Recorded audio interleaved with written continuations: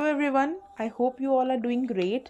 Let's start today's class by the poem Fire and Ice by Robert Frost. This is the second poem of class 10th. First we have the hard words, and the first hard word is perish. Perish means to come to end, यानी कि ख़त्म हो जाना. Another word is suffice. Suffice का मतलब होता है enough. Now this sounds similarly like sufficient. इसका मतलब भी वही है, पर्याप्त.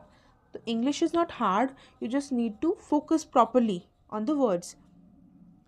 Now let's move on to our pome.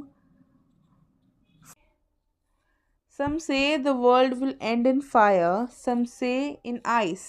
From what I have tasted of desire, I hold with those who favor fire. Poet कह रहे हैं फर्स्ट टेंजा में कि कुछ लोग कहते हैं दुनिया का अंत आग से होगा और कुछ कहते हैं कि बर्फ़ से.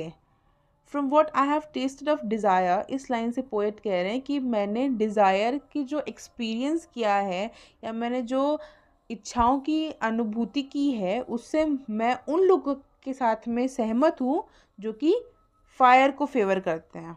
ठीक है. Another stanza says, but if it had to perish twice, I think I know enough of hate to say that for destruction ice is also great and would suffice.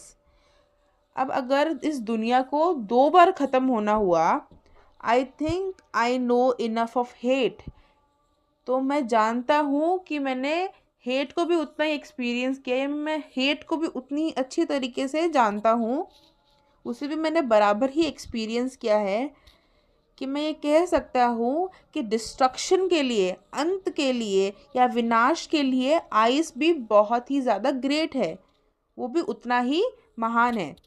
And would suffice, और वो enough भी रहेगा, sufficient भी रहेगा. तो यहाँ पे 2 metaphors use हुए हैं. First is fire and another is ice.